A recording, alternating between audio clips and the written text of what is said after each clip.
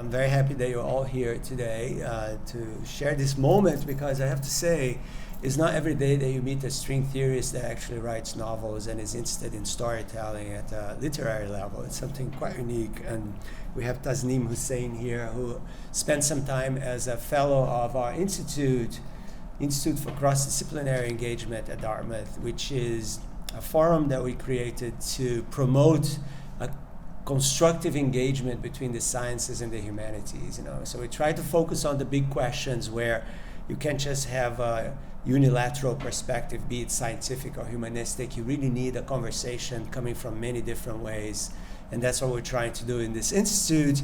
And one of the things that we do is we have fellows that come and visit us. They are here so they can incubate their ideas, develop their ideas, interact with students and with faculty, and give lectures.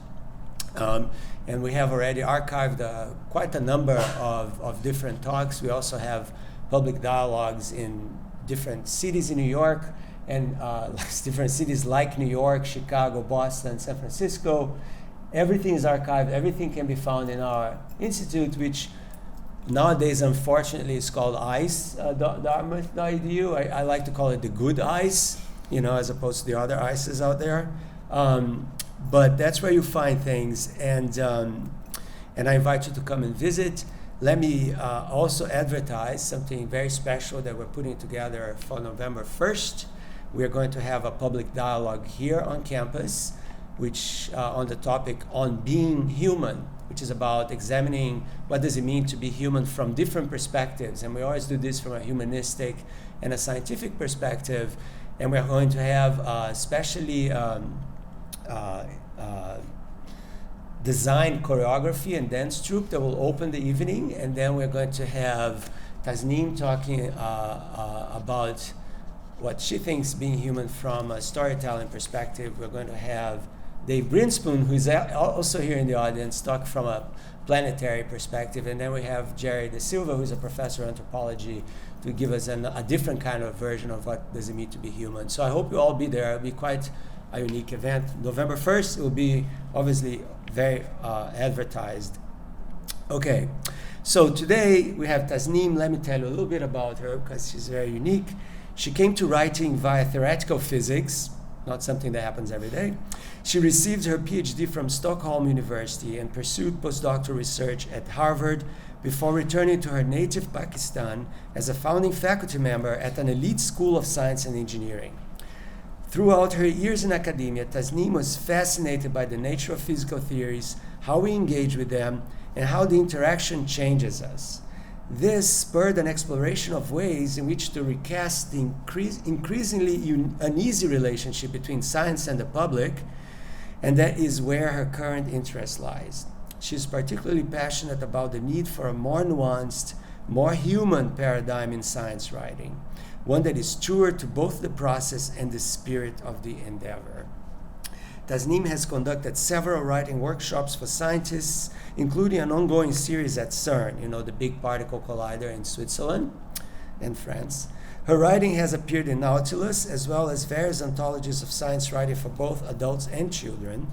She's a regular columnist for TrickWorksDaily.com and the author of the popular science novel Only the Longest Threads, published in 2014. For over a decade, Tasneem has been actively involved in outreach. She has worked with K-12 teachers, high school students, and government officials, both in the US and abroad, and is a frequent speaker at book festivals, science festivals, writing conferences, and physics conferences. And today, she'll tell us about some convergence between the world of fiction and the world of imagination in the sciences. So Tasneem, welcome. Thank you.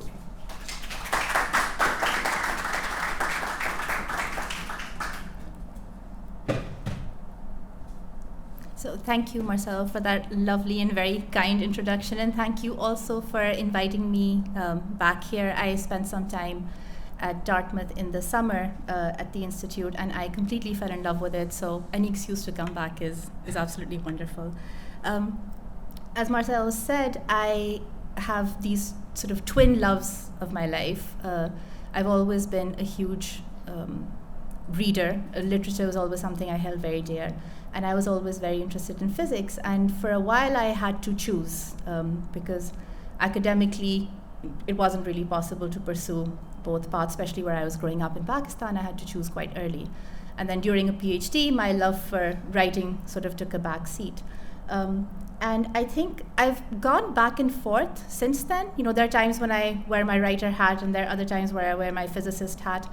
And one of the reasons that ICE is very special to me is that it was a place where I could sort of wear both hats at the same time, have people take both those things equally seriously, know about both those things, and just have that come together. So I was able to sit down and articulate many things that have been at the back of my mind for a long time. It was the perfect place to do that, and I'm going to share a little bit of what I uncovered. So this is when I was coming up with, we were looking for the title of the talk, or the poster. I was talking to Amy, who's been amazing throughout my stay here. And I was trying to look for an image that would represent the sorts of things that I had in my mind. And we were talking about that, and we couldn't find anything that would fit until Amy came up with this brilliant picture, which I think really does encapsulate a lot of what I want to say. And I hope through the talk it'll maybe become clearer why. So as a species, we are compelled to find order and patterns in everything we see. We're constantly organizing the world around us, sorting it out, trying to impose order. And I think by imposing order, we are looking for some measure of certainty. Because randomness is something that human beings don't deal very well with. You will find what seems like a random arrangement of stars in the sky, and you will have this urge to sort of connect them and draw these constellations, which might not have any meaning as far as the physics of it is concerned. But there's just this innate urge that we have to connect things, to join them, to make them less random, to impose some sort of relationship between them. And whatever we find random, we still are a little bit scared or a little bit wary of. So before celestial phenomena were understood, comets were considered to be these portents of doom, right? Because no one really knew when they were coming. And then people figured out what it is. It's this thing that moves with regularity. There's a predictability. It doesn't necessarily mean anything bad. So the minute you're able to impose order and get some sort of a control over what you see, we become reassured. And that's basically what we're looking for. And by control, I don't mean that we get to control the natural phenomena. A lot of the things, we understand we have no control over, but we have control over our responses to them. So if we understand what situation prompts what response, even if we can't change the response, we can change how we interact with it. And so we have some measure of control again. Okay, before I say anything else, can you see a white triangle, white upside down triangle in the center? Does everyone see it? Doesn't it almost seem like you can see the outline of the triangle? And now if you look at it, can you see that it's not really there? So instinctively, what we do is, I know it's super tempting. I was sort of trying to see if there was like any vague line, or there's nothing. It's just this hint of, and what I wanted to get at is to show you that when we have two pieces of information or more, we always try to connect them. Even if the connections are not there, we intuitively see them, right? We all see that white triangle the first time we look. And you might have to school yourself and think about it very carefully to realize that it's not there. And you can do that. I mean, cognitively, you can sit there and you can analyze it. But your impulse is still to say it's there. Because what our mind does is it just intuitively fills in the gaps. We're not very comfortable with random collections of things. We want to create coherence and order. And as I think anyone who has ever interacted with a child will know, I think the most fundamental question we ask is why, right? Children ask it all the time. Why this? Okay, you give them an answer, but why that? But why that? But we're doing it the same way, except probably not compulsively saying it out loud. Whenever we see something interesting, we have this sort of urge to know, why did it happen that way? If someone we know acts slightly out of character, your first instinct is, why did he or she do that? Also, when something really awful happens to you, one of the first responses is, even when people are crying out in pain, it's like, why? Why did this happen? Why me? And it's not as if getting an answer to that would cure you of your trauma. But again, it brings some sort of order, some sort of structure into which you can organize things. There's some sort of coherence. So you see, okay, I understand why it happened this time. I will do things differently the next time around, right? It's not that I'm just at the mercy of the fates and awful things are happening to me all the time. So why is something that we keep asking, and the answer is always because such and such, right? So you see two separate things. You see A and then B, and your instinct is always to say, okay, A and then B because C, right? So you instinctively, you interject this connection between them. And that, to me, is what science is. It's the chronicle of our search for answers about questions that have to do with natural phenomena, right? Why is the universe the way it is? I see this, I see that fact. Why? Are they linked? How are they linked? And I think that there's an important distinction to make here. It's not something that is a huge surprise. When I say it out loud, you'll probably think, yes, we knew that. But I think it's sometimes useful to spell out things just so that we're not making implicit assumptions. So here's what I want to say.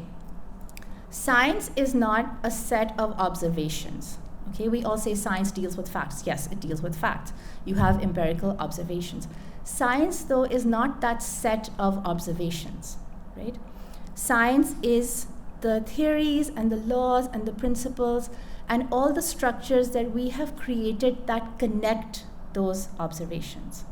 Okay, I think that's an important distinction to make, because that shows you how, even though you're dealing with objective facts, science is still your construction. It's something you're making up, right?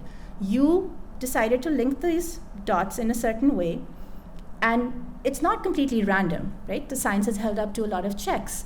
There are people all over the world who are checking it. It has to be repeatable, it has to be testable, you have to do it time and time again. So there are many checks, but it's still something that we have come up with, right? The connections are something we have come up with. And there can be lots of different ways of connecting two dots or two pieces of data. You don't necessarily have a unique way of doing that. So the test of a theory is whether or not it can predict the outcome.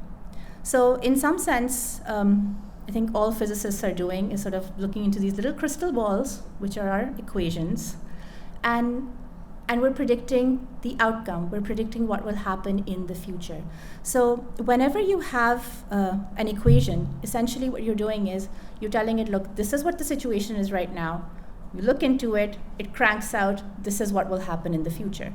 And as long as the prediction is borne out, that equation holds. If the prediction is not borne out, if your crystal ball kind of gives the wrong answer, then you have to start again with something new. So, we have these equations that I'm sure a lot of you must have seen in high school physics, Newton's equation. And what does that do? It tells you, Newton's law of gravitation, basically. It'll tell you how objects attract each other. You can put in where the sun is, where the earth is. You can work out the time period, how long will it take for the earth to revolve. But if tomorrow that stops being the case, then we will have to go back and revise those equations, right? Then our crystal ball isn't working anymore, it's broken.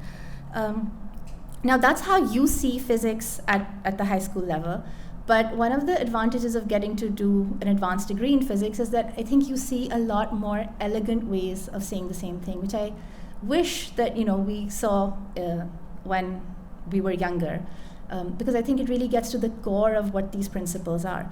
So in slightly more advanced terms, the way you describe a physical theory is you write down something called a Lagrangian. The name doesn't matter. The point is just that you talk about the fields or the particles or whatever it is that is going to be the what is going to interact in that system, right? So it's like what people get to play this game. And then you say what the interactions are. So how are they allowed to interact with each other? That's it. That's all you need to specify. And then out of that, you get what is called the equation of motion, which is that great crystal ball that you get. And that tells you what can happen. So given this situation, what will the outcome be? Given that situation, what will the outcome be? And all you really need to know is to say, these are the particles I'm talking about. This is the way they can interact. That's it. That's all you need to do. But despite all of this, it's not like you can sort of peel back the layers of the universe and see the underlying mechanism, right? We never really get to, we can test, we can say, okay, is this borne out? Is this borne out today? Which is why there seems to be this kind of debate about, well, are theories ever completely proven? They're true up until now, but we don't know for sure what's going to happen tomorrow. This is our best, most educated guess. It's not based on nothing. There's this very elegant, rigorous structure behind it, but it is awaiting confirmation, because this is not something we get to do. So the universe hands us the facts, but it doesn't hand us the scientific theories, right? And if you insist on sticking just to facts, you can never have a theory. So the theory is what plugs the holes between the facts, and it strings them together into this coherent narrative. And in that sense, it's a story, right? It's a story that we tell about connections and causes and their implications. And it's a story we made up. So in that sense, it's a lot like fiction. That physical concepts are free creations of the human mind, and they are not, however they may seem, uniquely determined by the external world. So we navigate the world through these stories. We tell ourselves stories about the universe, okay? And I don't just mean they're completely random stories, right? They're very rigorous stories held to very rigorous checks and balances. They have passed a lot of tests to qualify as scientific theories, but they are stories. And that's how we navigate the social world and our interactions with each other as well, right? All we have access to is, all I can see is how you're interacting with me, or what you tell me you're feeling, but I have, just as I cannot peel back the universe and see the underlying mechanism, I cannot look inside someone's head and see all their thoughts and everything that is going on. All I can do is make a theory, right? I have a theory as to how someone will behave in this situation. I have a bunch of data. I have seen them in different circumstances, throughout my life, for instance. But people are capable of surprising you. In fact, you're capable of surprising yourself at times. And then that causes you to go back and revise things, and you realize that your theory is, the story that you're telling yourself is contingent. But the reason you tell yourself those stories is so that you can predict what's going to happen in the future, right? Is to give you some sense of, well, I know this person. And when someone you know really well acts out of character, it's very disturbing. It's like, why did you do that? It's knocked my whole sort of narrative out of balance. Now I'm going to have to go back and recalibrate that whole thing. So the reason we tell ourselves these stories is so that we can project into the future. And I read a whole bunch of interesting research about how neuroscientists think that this is one of the features that makes us uniquely human, and it's one of the things that helped us survive, because we were able to project alternate futures. So you see a given situation and you can say, okay, well, if I go here, the lion will eat me. If I do this. So you're able to project yourself into futures that don't just exist, right? So human beings have this unique ability to imaginatively create these possible, plausible futures. And that's what we're doing all the time. But just as the facts themselves are not science, the same way that the dictionary is not literature. So just by having a bunch of words together, that's not what literature is, right? The stories we tell ourselves, they lie in the connections just as much as science does. You have the same words, we all have access to the same words, but you link them in different ways, you connect them in different ways, and you can come up with so many different stories.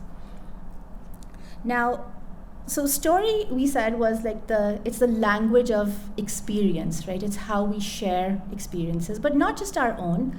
We have the unique ability to take on other people's experiences. Because if we only learned from our own mistakes, we would be in very serious trouble. So we have evolved to be able to understand other people's experiences and take them on and learn from them.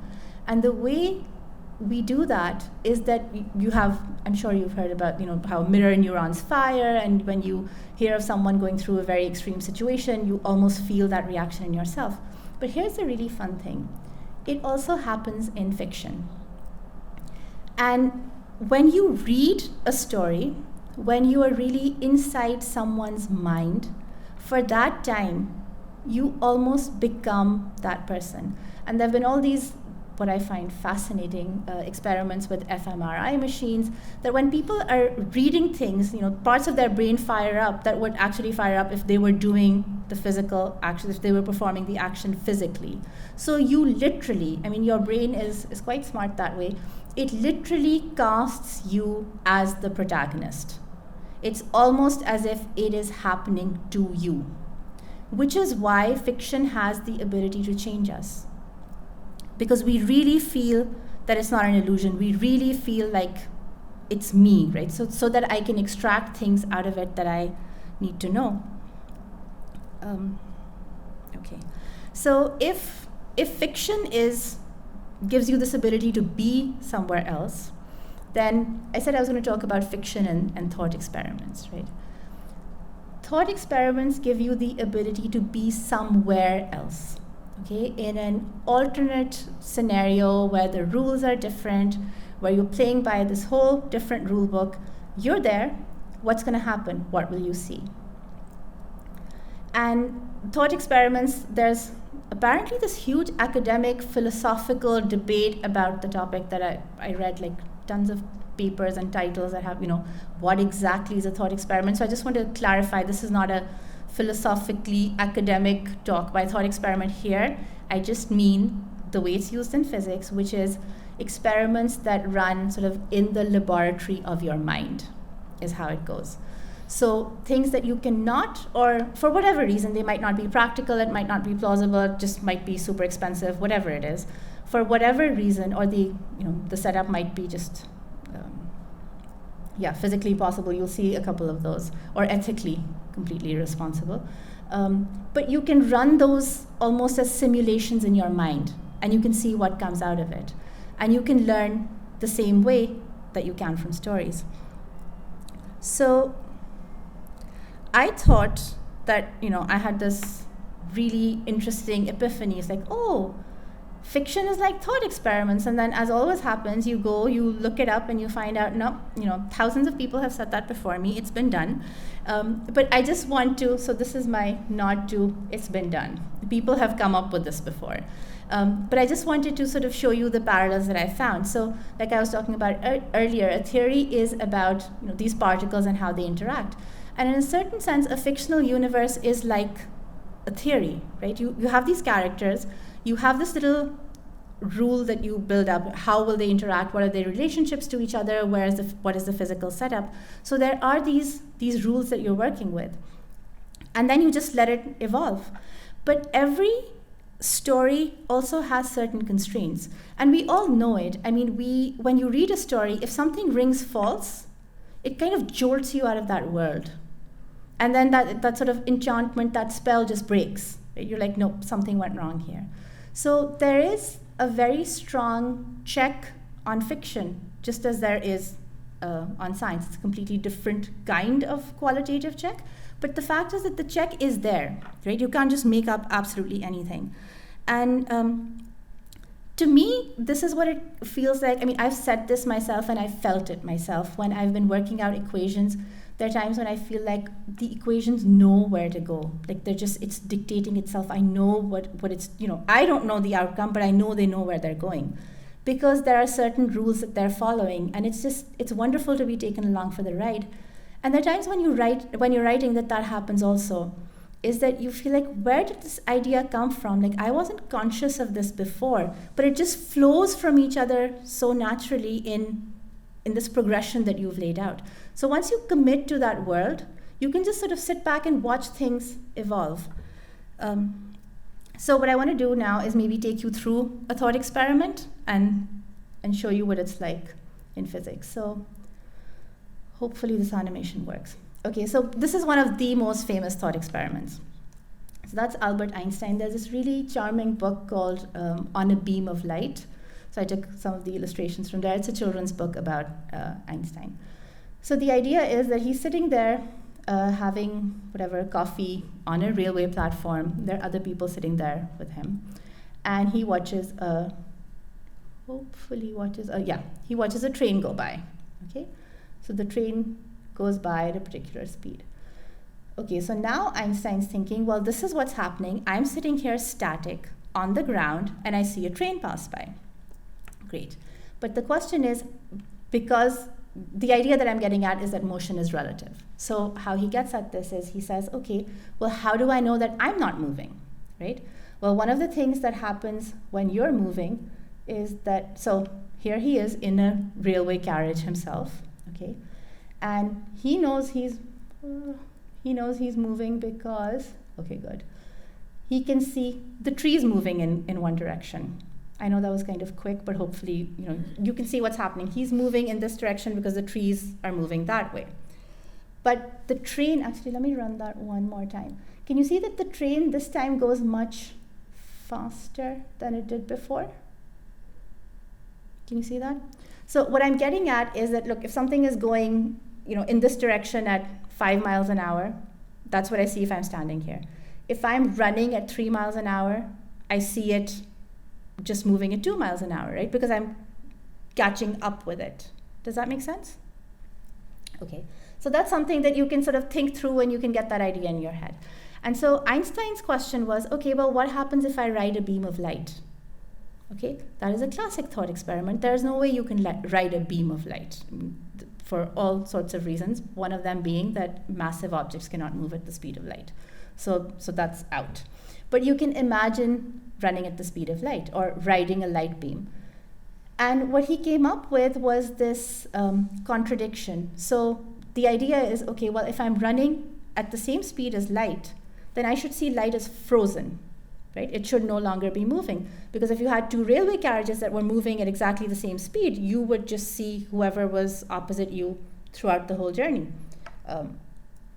Turns out that doesn't happen with light. So even if you're moving at the speed of light, the other light beam still moves, you see it moving at the speed of light. And that was the seed from which the entire special theory of relativity arose. So just that one idea, and I don't want to go, well, I can later on if you want, but I don't want to go too much into the details of that right now, but just as a little bit of a teaser. So our experience of every day is that when we move, speeds change, right? Relative speeds change. But if that's not happening, if there is a situation where that's not happening, I'm running, light is still moving at the same speed, there's something wrong here. What's wrong? Well, what is speed? Speed is how much distance you cover in a particular time, right? So if the speed stays the same, and I'm sure all of you remember that, it's like just distance divided by time, the distance I cover divided by the time I take. So if the speed stays the same, but you are covering some distance, well, then something crazy is going on with time. And that's sort of how he got into, okay, well, if the speed of light is constant, then when I move that fast, funny things are happening to distances and times. And that's what leads to this whole time dilation and length contraction and all of those other things. But so that goes farther afield than I want to go right now. My point is just that that whole sort of revolution of relativity came from this one simple thought experiment of, let me run that through in my mind. How does it work? What would I see? And it caused him to revise something as fundamental, something we take as much for granted as our basic intuitive notions of space and time. Now, I wanted to kind of compare this to Pride and Prejudice. I don't know how many of you have read it. Most of you? Okay. I don't think I'm I don't think this is a huge spoiler because, the novel's been around for a while. So there are two main characters, Elizabeth Bennet and Mr. Darcy. And to cut a long story short, the idea is that she thinks that he is this stuck-up, arrogant, awful person in the beginning. And towards the end, that's really no longer what she thinks. She's madly in love with him. And when she thinks he is this awful person, she is interpreting all sorts of things he does in a particular way, right? He's just this awful person. He's neglecting so-and-so. He's not talking to this person because he's just stuck up and awful. But then she finds out certain things that completely change her opinion of him. It's like a role reversal. And then all of those facts are interpreted in a different light. So what I'm trying to get at is that the facts themselves don't need to change. But sometimes just by finding out something new, you can completely go back and reconfigure everything you did before. And that's a very fundamental way that science works. And I think it's a very big misunderstanding that people have about science, because there's, last year they said so-and-so was bad for us, and this year it's good for us again. And, they keep changing, and first space and time were static, and now they're not, and who knows. Well, this is how it happens, right? If you understand the process, you do it every day. There are so many people about whom you change your perception because new things come to light. Or think of, a child who finds out that she's adopted. So there are all of this story that she has in her head about herself, things that she thinks, oh, well, this reminds me of my father. I do this because my mother did this. I get the color of my eyes from my aunt or whoever. And then suddenly, externally, she's still the same person. She still has all of those behaviors, but that explanation no longer holds, right? So my point is that the visible, objective facts can be the same, but the stories can change. It can change in science. It changes, the stories we tell each other, and you can see that happen in fiction. Okay, so another quick thought experiment. This is one of those things which I just think is super unethical to do. So how many of you have heard of Schrodinger's cat? Yeah, okay. Oh, everyone. Okay, so then you probably know what the setup is. So the setup is that Erwin Schrödinger, who was one of the pioneers of quantum mechanics, discovered this theory or uncovered this theory or whatever, however you want to say it, but he was very disturbed by some of the implications. And so this is a thought experiment he cooked up to show what his trouble was with this whole idea. Because like I said, those ideas, or when the story changes, it has a lot of implications, right? It changes everything. It changes how you see everything, how you perceive everything. So, and we don't want to make all that cognitive effort, especially when things seem to be just fine. So here's Schrodinger's experiment. So the idea is you have a cat, you put the cat in a box, you seal the box, you have no way of knowing what's going on inside. And then you have this device inside that can kill the cat. So it has a 50% chance. Releases this radioactive thing, and either it will release it or not. If it does, the cat dies. If it doesn't, the cat lives. And after a certain period of time, there is a 50% chance, exactly 50%, that thing has been released, and the cat is dead. And there's exactly 50% chance that the cat is still alive. And the question is, which one is it? Well, you don't know, because all you know is it could be this, it could be that, and you have no way of knowing what's inside the box. And so what Schrodinger said was, well, the cat, it turns out that in the formalism of quantum mechanics, in the way that it's said, you have to consider both probabilities, both possibilities. You have to move with the assumption that while the box is closed, and after that time has passed, the cat is half dead, half alive. You have to keep both possibilities and move with them. You cannot just pick one. The only way you can pick one is you open the box. I thought that was so clever. I had to have that. And can you see that Schrodinger's cat is dead and alive, both? So the only way you find out is you open the box, and either the cat is dead or the cat is alive. And at that point, you know. But until you open the box, you have no idea what's going on. And so he sort of put it in this extreme way of, okay, great, by opening the box, I'm killing the cat. So, it's this very extreme thing. Now, that is the dilemma of quantum mechanics pushed to this extreme case. Quantum mechanics does not apply to cats. Cats are huge systems. Quantum mechanics applies to very tiny, minuscule subatomic realms. So this is not happening. But it illustrates the point, right? It illustrates the basic point that he's trying to get at. I was thinking about this last night, and I realized we all rebel against this when we're studying this in physics. Like, what does that even mean? How can something be half dead, half alive? And then I realized we live like that.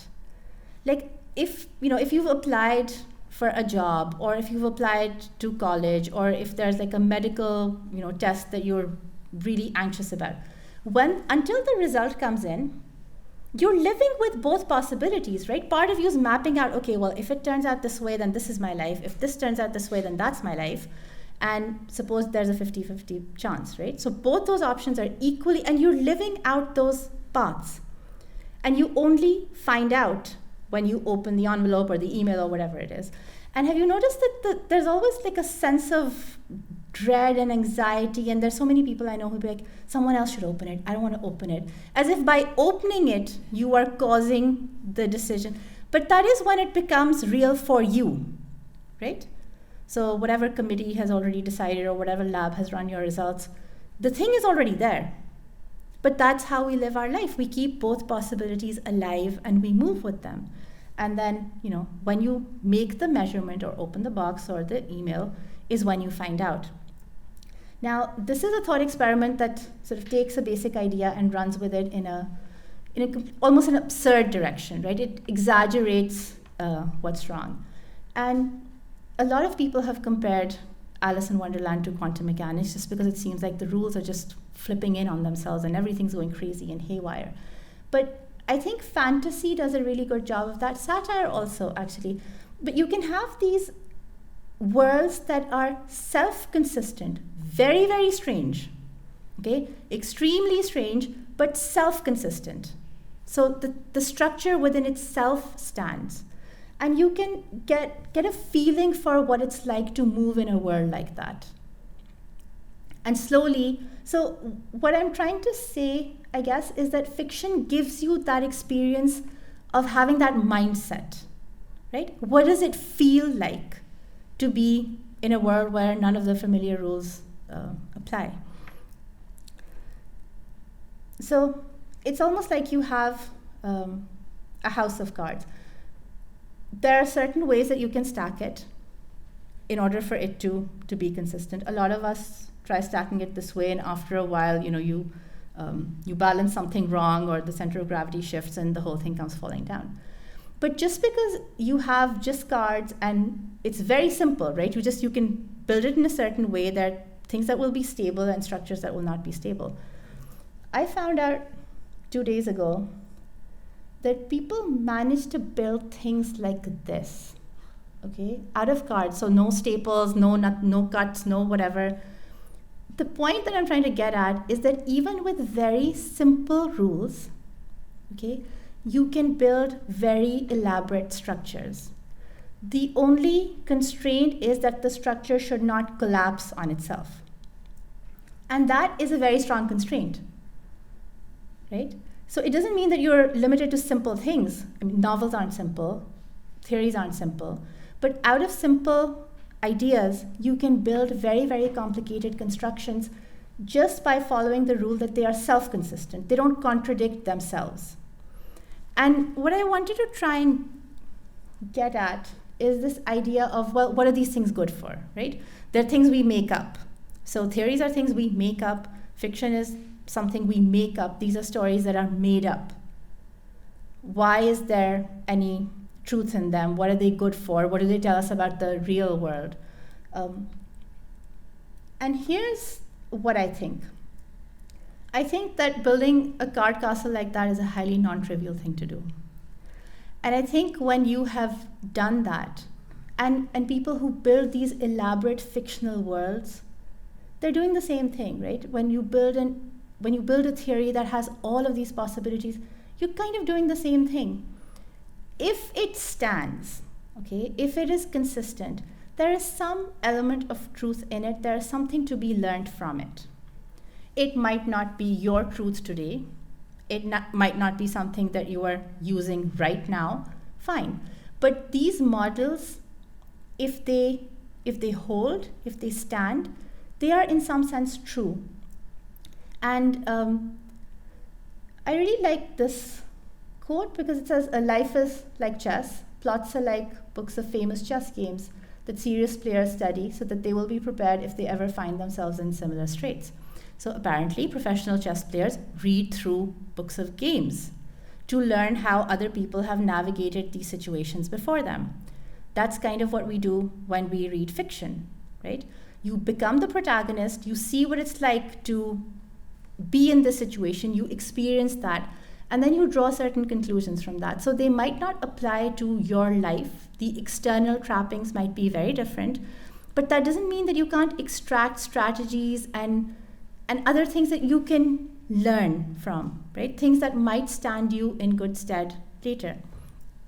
And particularly, they might stand you in good stead when things happen to knock your perspective off balance. So when things change, you need those other strategies. Now, one of the things there's so many other thought experiments that I could talk about, but one of the things that I found common to most of them is that people are imagining themselves into the picture. So Einstein, when he came up with this, it was like, okay, what if I am riding a beam of light? Okay, it's not what if this hypothetical light beam travels from here to here. Or there's this other experiment where he says, okay, what if I am in this chest out in space where everything is sealed, I don't know if I'm moving, and light is falling, and I'm in a gravitational field, and so on and so forth. But it's always about, there's this strange setup, I am there, like I am projecting myself there. Or this cat, have I killed this cat by opening this box? Like I am in that situation. So in that sense, I think there's a huge parallel with what happens when we read a novel, right? You're casting yourself as the protagonist in that thing. You're kind of trying to absorb the experience. This is something I thought was quite interesting that Mark said, and I had no idea of this up until yesterday. So I was like, okay, well, there's, when we come up with huge discoveries, it's mostly because we're letting ourselves inhabit that world. And I thought this was actually really nice. So I don't know if you've ever tried this, but if you have an electric current flowing through and a needle close by, the needle will deflect. And he says, I imagine myself as Ampere's swimmer in the current. I enrich the fact, which is insufficient in itself to define the direction of my thought, by introducing myself into the reaction. So that's something that makes a lot of sense to me. That when you have these abstract ideas that might not necessarily have meaning to you, you need to work through what's happening, but it might not necessarily have meaning to you. When you put yourself in the situation and you make it matter to you, you can kind of think through things that you might not have been able to otherwise, or come up with ideas that you might not have come up with otherwise. Why is this useful? I'm realizing this is very highly Einstein-centric. It's just that I wanted to use that thought experiment, and it's a classic one. But this is something he said that a lot of scientists know and feel and might not necessarily say out loud, is that a lot of the discoveries, a lot of the very fundamental discoveries, you don't get there by walking this logical path. It's not, the straight line is not leading me necessarily. Once in a while it does, but it doesn't necessarily lead me to anything hugely new. There is this intuition, right? You make these jumps, you make these leaps, and then you have to go back and check. It's like, okay, I ended up here. How do I draw the path? Does it connect? Does it make sense? Do the equations check out? Does it fit with the theory? But a lot of times it's this idea that you are checking out, right? You have this intuition, and you're like, oh, does the math work? Does it fit? But it's very seldom that you will be working through things that will take you to these huge new steps. And that's why I think thought experiments are so useful, right? Because they let you put yourself in these hypothetical, imagined scenarios, and you come up with these interesting conclusions like, how would that work? Does it work? So it's something that, developing that faculty can be very useful in in coming to huge new discoveries. This I also thought was very interesting. So just the way that physicists are exploring the universe, the structure of the universe. The novelist is, according to Milan Kundera, an explorer of existence. So in the same way, you're living through all of these different hypothetical situations, some of which might be completely different to yours. All of these characters that you're sort of putting yourself in their minds, and you're absorbing their experiences. And the question could be why? That's so different to my life. Like, what am I going to gain from it? So, how did I do that? Okay. Is that distracting? Should I just shut this down? I'll let it be. Is that your last slide? That was my last slide. I think I pressed this by mistake. So the idea was that by having all of these different, distinct, imagined futures, it's almost like that chess playbook, right? You have all of these things in your arsenal. You have all of these different emotional reactions. You have ways that you could react to a given situation. It's the same thing we do in physics. You build all of these theories. So I studied something called string theory. Highly debatable how strongly it correlates with physical reality. It's something that comes under a lot of attack. So I do not speak for all string theorists. I probably speak for very few. But my own thing, whenever anyone says, what will you do if string theory is disproved? It's not going to be disproved. You might say it's not the fundamental theory. You might say it's not realized by nature in exactly the way it stands here. But it's such an elaborate construction. It's like that car castle. It's so elaborate and it stands on its own. It's going to be used somewhere. Like in a sense, that is its own truth. It is just the fact that it stands and it's self-consistent. It is true. It's going to be used somewhere else. And there have been so many times in the history of science when this has happened, is that things have developed just as, curiosities, just because the structure was dictating a certain thing. And then 100 years later, someone was in a situation, they're like, oh, what about that function? Let's pull that out. Or what about that model? It didn't explain the phenomena they came up with at the time, but maybe it'll explain something else. And that's happened so many times.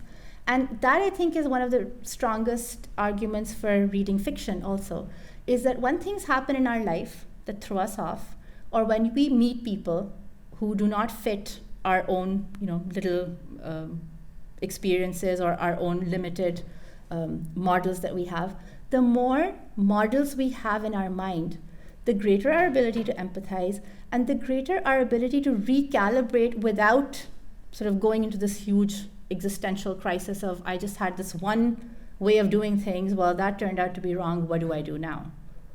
So I think both fiction and thought experiments are these little ideal toy worlds that you create for yourself.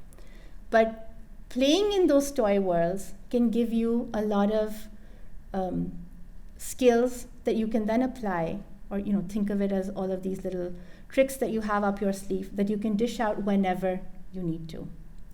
So in that sense, I think there's a lot to be gained from that experience. It's a very enriching experience. You don't necessarily know when you'll use it or what it'll lead to, but that's part of the fun, I think. So I think I'll stop there. Thank you.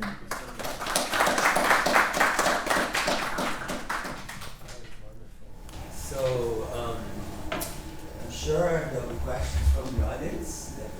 We have some time. Sure. Are you okay with Yeah, that? absolutely. So please, anybody? Yeah.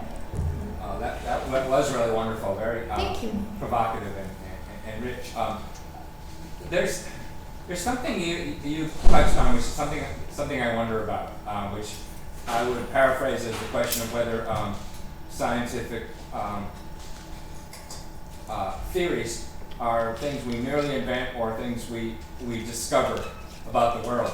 And you gave these two different quotes by Einstein near the beginning and near the end of your talk that almost seem to contradict each other, because the first one, I'm paraphrasing, I don't remember exactly what you said, but it was something about how these theories are ultimately things that we construct. Mm-hmm. And then near the end, there was a quote from Einstein where he talked about the underlying order. which sort of seems to imply it's something we're discovering. And as an astrobiologist, sometimes I wonder, I phrase this question to myself, if we ever meet aliens and get to like look at their physics books, will they like have the same ideas? Will they have found the same ideas? So I guess my question for you is, as a scientist in your research, in your experience, do you ever have that strong sense that you're discovering something and not just merely inventing something? And is that an illusion? I think yes to both. Yes, I have had that experience. Yes, I have had times when I've been extremely excited about this, it's just dictating itself. Like these equations just know where to go. I have no idea they were doing this. That is amazing. It must be something huge and fundamental and true. But I've also read enough history of science to know that a lot of people have been seduced by exactly that feeling. And then later on, it turned out to not be true. So, for instance, just the model of the music of the spheres, or, just something that sounds so beautiful and seems to fit all the data you have at the time. You're like, how could that not be true? And then later it turns out, well, something else happened, or, something else was true. But I guess the point that I was trying to make was, yes, it's a story, and yes, it's true. And we just have one universe. Well, we think, unless there's a multiverse. But in this particular universe that we're in right now, there is one set of rules. It might not happen to be exactly this thing that is being realized in our physical universe, but that doesn't mean it's not true. And I guess part of the ability that we have of living all those alternate scenarios, right, as human beings, and the gift of being able to project all of those other futures, is that we do kind of get to inhabit all these realities, right? So I don't know if that answers your question, but I'm also on the fence on this. I mean, I think both are equally true. These theories are true. The stories are true. They might not physically come true for us here now, but they enrich us. They add this whole other texture to our experience, other than just limiting it to this one thing here now. Does that make any sense? It does. Thank you. Anybody else? Miles. Yeah. So this might be a little bit provocative, but supposing you do a thought experiment for yourself where you imagine that you're a material scientist. That would be a complete thought experiment. I have no idea about material science, but okay. You go into the lab, most days a week, and you're working with materials. They're there in front of you. They're visceral. And you're touching electrodes, measuring currents, and trying to figure out what's going on. Do you think in that world you would have made this connection between physics and fiction? Is it because you work in string theory, which is a little bit detached from experiments? It could be. It could also be that I work in string theory because these are the things that attract me. And I think one of the things that I was able to do here is kind of get to the root of, when I was growing up, there was always, I had two sets of friends. There were my science friends and my humanities or literature friends. And none of them really got the other group. And I couldn't understand why that was, why people used to think that there was this conflict. And I think one of the things I was able to do here is just sort of sit and examine and come to the root of what it is. For me, there's no conflict at all, because it's the same things that attract me to both fields. So it's the same fundamental question. I can look for answers in science, I can look for answers in art, but it's the same question. So I don't know, I would be a completely different person. But it's not that I have zero interest in the real world. Like, I'm not the most impractical person on the planet. I'm not good with setting this thing up. But there are I can build bookshelves. I can do physical things. But the ideas that sort of excite me have always had to do with these underlying structures. What's going on beneath the surface. Yeah. Kind of dovetailing with that question, I think there's a prevailing perception in our culture right now that science is this cold, rational thing that has all the answers. And I think a lot of students, especially when they're younger, get turned off from that because they think in this different way. Could not agree more. Which is one of the... Sorry. Oh, sorry. I mean, how would you propose to bring those people in to encourage their creative ideas? By places like ICE, and by the work they do here, and by that's exactly what I've been trying to do. So my book was also an attempt to write about physics and string theory in a way that would appeal to people who would not necessarily go and pick up a nonfiction book. I think part of the problem people have with science is that it is portrayed in this very dry, dull, objective, final, like this is the right answer. And I think that turns a lot of people off, and that's absolutely not true. And I do think there needs to be a lot more of a dialogue about that without losing the authority. So it's not, oh, well, this is not true, so everything goes and it's all completely random and we know absolutely nothing. And that's a hard line to walk. And I think that's sometimes why people, just say, well, this is the right answer, because we're 99.9999% sure that's the right answer. It might be the right answer, but it doesn't give you an accurate idea of what the process is. So it ends up alienating people. So I think it's kind of tricky. You have to stress the fact that it is a process, it's a construction, but it's held up under all of these checks, right? So it's not just, well, they can cook up anything they want. That's not how it goes. But I think slowly people are coming to that realization more and more as they notice the public becoming very wary of science. And, we're sort of shouting all of these facts out. So everything from like climate change to, whatever you name it. And we're noticing that facts aren't really convincing people. And these are perfectly intelligent people. It's not like they don't understand the numbers or they don't understand the sentence. It's that somehow that sentence has meanings and implications that they don't want to live with and accept, and that's what they're rebelling against. So I do think that changing the perception of science, I actually don't think learning particular facts is that important, especially now. I mean, you can look up, most of what you need to know. But getting a feeling for the structure, that's why I think thought experiments are fun and fiction is fun, because they let you experience it. You feel what it is to go through this, and it sort of becomes something that you own and you can live with, and you've felt it. And then it just becomes easier to understand how things fit together. I'm a painter, and I wish I were a scientist. And I'm very aware that the materials that I use, oil and mineral, and that I'm manipulating, and I'm trying to make something out of those things. And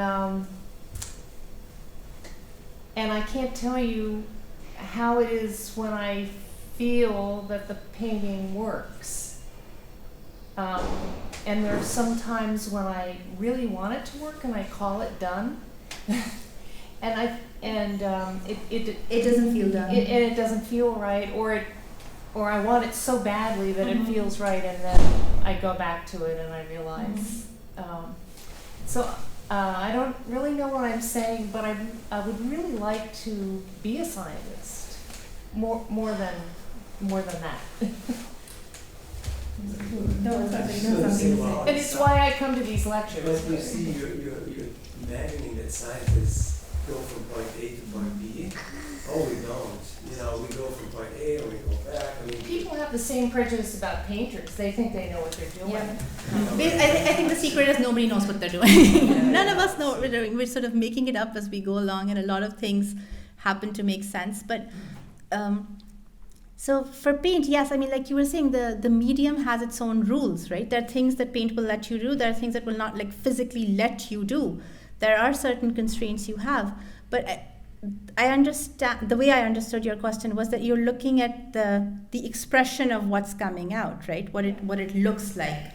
And there aren't really rules. I think there is an idea that there are rules about the materials, but you can use the same materials in so many different ways. I agree. And everybody uses them differently. Yeah. But when you're making art, you're expressing this emotion, right? There's an idea, there's an emotion that you want to express. And I don't know that there's any way to quantify that. And you're also looking for relationships between things. Absolutely. Yeah. Characters, fiction. I don't know if anyone's ever come up with a satisfactory definition of what is art. So to say how art works is just like the next level. I have no idea. We know it works. We know that we look at these things and they move us, and they, there is this emotional connection, but we don't know how it happens. I do think it has something to do with the manipulation of the materials that Maybe get transformed. it could be, but I don't know enough about that to comment. There's a documentary about Picasso and him painting. I don't know if you've ever seen this. At a beach, which he is painting on the same canvas, and he does about 30 paintings on that canvas, and none of them work until he says, okay, this is it. So what we do in theory, in theoretical physics, is extremely similar to that. You go and that's what we call research. You keep searching and searching until we get somewhere, and even if it's a theoretical idea, you have a sense of magnitude. Where you say, okay, this is organic, there's something here in this story, in the ending of this particular story, and each one of these ways is a different story. That was valid. And writers do that too, right? There are times when you want things to just come to an end because you're sick of them, or you want your characters to act a certain way, and they're not, because it's just not working with the rules of that world. It just doesn't feel right.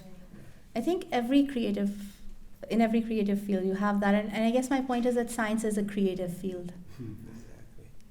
Any last question? Okay. Awesome. Thank Okay, you so thank much you for very coming. much. Thank you.